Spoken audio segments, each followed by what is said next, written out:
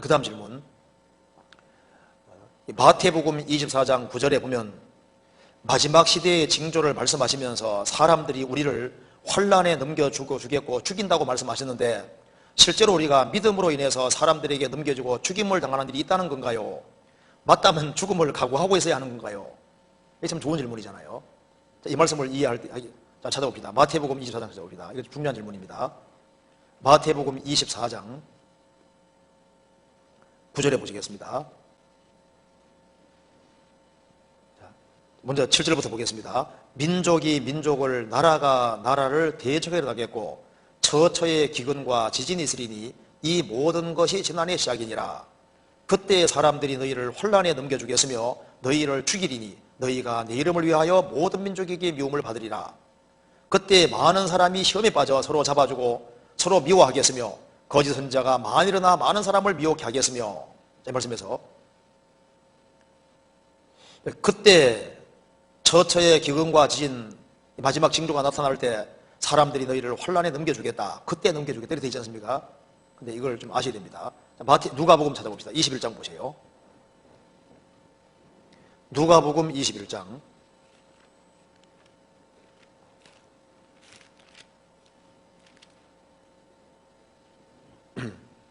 21장 10절입니다. 또 이러시되 민족이 민족을, 나라가 나라를 대적하게 하겠고 처처의 큰 지진과 기근과 운력이 있겠고 또 무서운 일과 하늘로서 큰 징조들이 있으리라. 이 모든 일을 전에 내 이름을 인하여 너희에게 손을 대어 핍박하며 회당과 옥에 넘겨주며 임금들과 관장들 앞에 끌려가리니 이 일이 도리어 너희에게 증거가 되리라. 그러므로 너희는 변명할 것을 미리 영구치 않기로 결심하라. 내가 너희의 모든 대적이 능히 대항하거나 변박할 수 없는 구제와 지혜를 너희에게 주리라. 심지어 부모와 형제와 친척과 벗이 너희를 넘겨주어 너희 중에 몇 명을 죽이게 하겠고 또 너희가 내 이름을 인하여 모든 사람에게 미움을 받을 것이나 너희 머리털 하나도 상치 아니하리라. 너희 인내로 너희 영혼을 얻으리라. 여기 봅시다. 처처에 기근, 지진, 온역, 그 하늘로 큰 징조들이 나타나는데 이 마지막 징조가 나타납니다. 마지막 징조가 나타나는데 이 일이 있기 전에 이제 예수님이 십자가에 죽으시고 부활하심으로 구원을 완성하시고 완성하신 구원의 복음이 전 세계에 전파되는 과정 속에서 주님을 따르는 사람들이 엄청난 혼란과 핍박을 받을 것을 말씀하신 겁니다. 그래서 복음이 전해지는 그 속에서 이제 그리스도인들이 역사 속에서 정말 많이 죽임을 당하고 혼란을 당했지 않습니까? 그렇게 해서 복음이 땅끝까지 전해지는 겁니다. 땅끝까지 전해지고 그 다음에 처처의 기근과 지진과 운적이 나타나는데 예수님이 이제 12절에 말씀하기를 이 모든 일은 처처의 기근과 지진, 운적 이런 징조들이 다 나타나는 것이 마지막 때잖아요. 이 모든 일을 전에 내 이름을 인하여 너희에게 손을 대고 너희들이 엄청난 혼란을 받게 될 것이다. 그리고 그 사람이 구원받은 확실한 증거는 끝까지 견디는 것이 그 사람이 정말 확실하게 구원받은 외적인 증거라는 겁니다. 이걸 말씀하시면서 또 예수님이 이제 처처의 기근과 지진, 온적이 있을 걸 말씀하시면서 그때 또 이런 일이 있다는 겁니다. 근데 이건 누구에게 말하는 거냐 하면요, 이게 주로 유대인에게 하는 말인 겁니다. 반유대주의를 말하는 겁니다. 반유대주의. 그러니까 지금 마태복음 24장은 반유대주의를 말하는 겁니다. 주로. 그러니까 이제 누가복음 21장에서 큰 지진과 기근과 온역이 있고 무서운 일과 하늘로 큰 징조가 있는데 이 모든 일 전에, 이 마지막 징조가 나타나기 전에, 즉 예수님이 오실 때부터 죽으시고 부활할 때 하고 오순절에 성령 강림하심으로 이제 제자들이 복음 전하는 과정 2000년 역사 속에서 크리스천들이 많은 어려움을 당하는 일이 있다 그 말입니다. 그걸 말씀하시면서 또다시 뭘 말하냐 하면은 처처의 기근과 지진과 온적이 있는 이때에 또 이런 일이 있는데 반유대주의가 번성할 걸 주님 말씀하고 있는 거예요. 여기 이제 누가복음 21장에 나와 있는 이 모든 일을 전에 하는 12절부터 19절까지는 이 마지막 징조가 나타나기 전에 크리스찬들이 엄청난 혼란과 핍박과 고난 받을 걸 말씀하신 거고, 마태복음 24장에 나와 있는 것은 이 마지막 징조들이 나타날 그때에 있을 거 말한다고 말입니다. 무슨 말 이해되죠? 그래서 마태복음 24장에 반유대주의가 나타날 것을 지금 말하고 있는 거예요. 누가복음 마태복음 24장 봅시다. 24장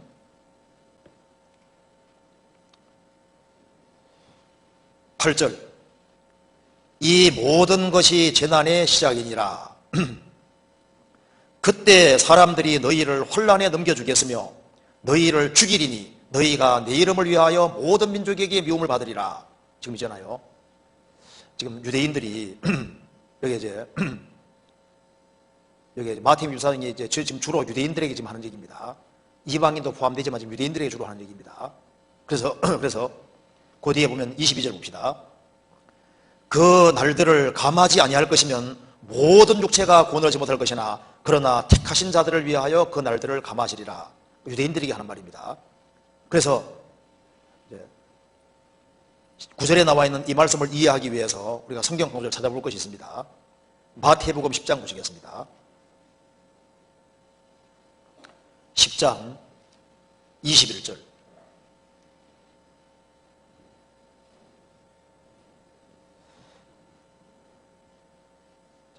먼저 17절부터 봅시다. 사람들을 삼가라. 저희가 너희를 공회에 넘겨주겠고 저희 회당에서 책질하리라. 또 너희가 나를 인하여 총독들과 임금들 앞에서 끌려가리니 이는 저희와 이방인들에게 증거가 되게 하려 하심이라.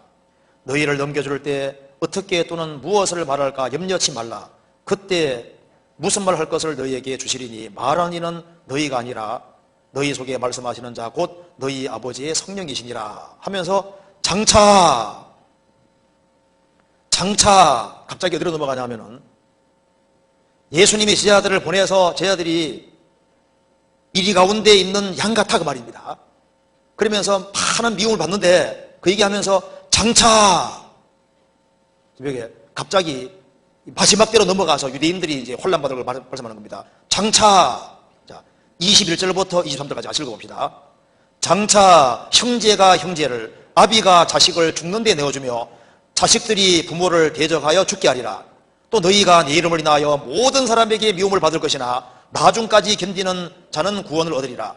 이 동네에서 너희를 핍박하거든 저 동네로 피하라. 내가 진실로 너희에게 이르노니 이스라엘의 모든 동네를 다 다니지 못하여서 인자가 오리라.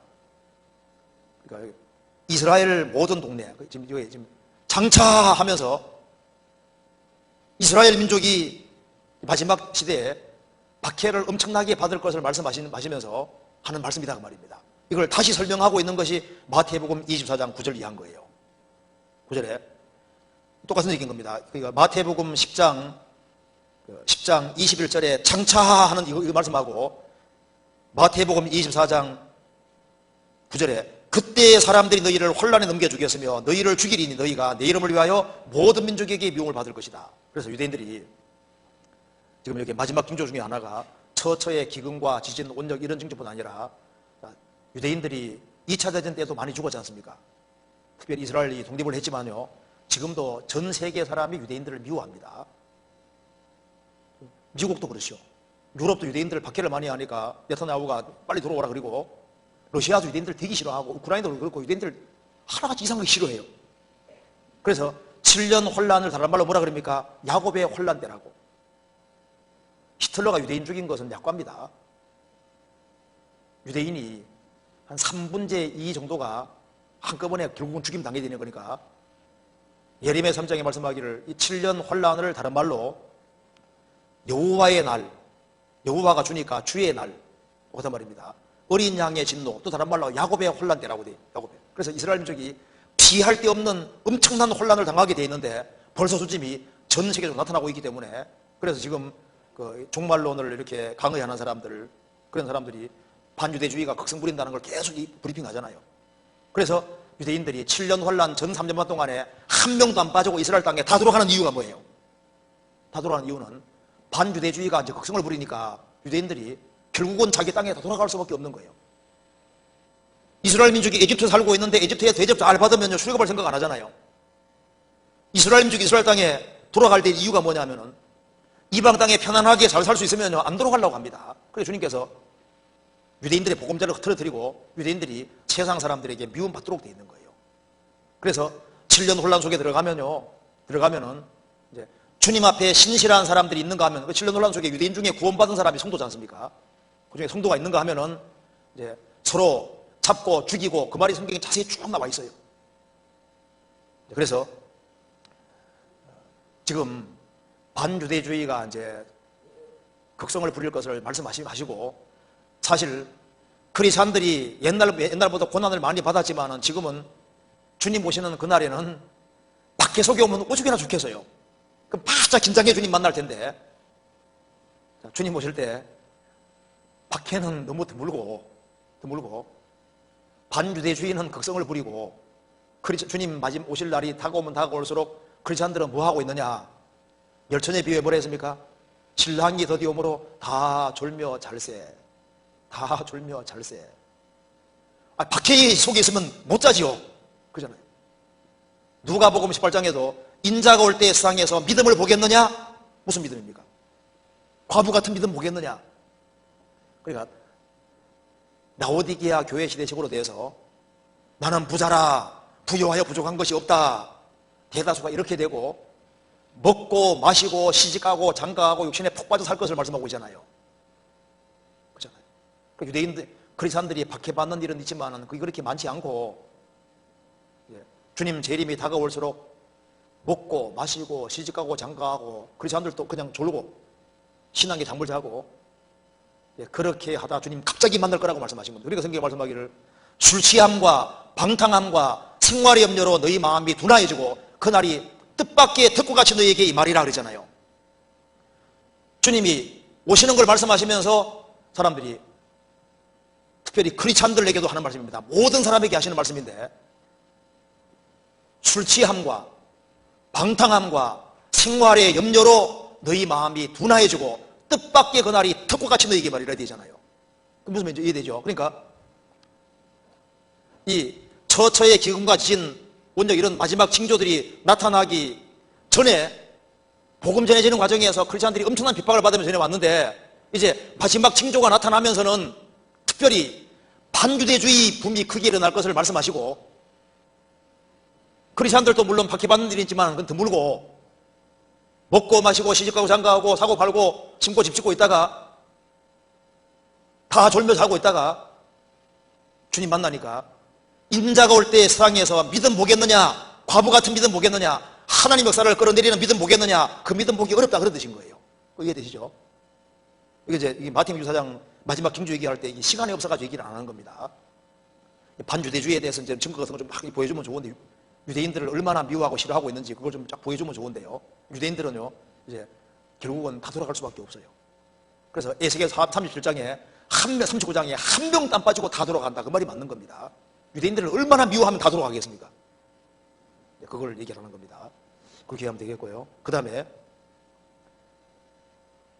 마태복음 그러니까 박해가 없는 게 좋은 거예요? 좀 있는 게 좋은 거예요? 이사야 좀 바짝 기생할 텐데 편안하고 하니까 점점 욕심으로 빠져드는 거예요.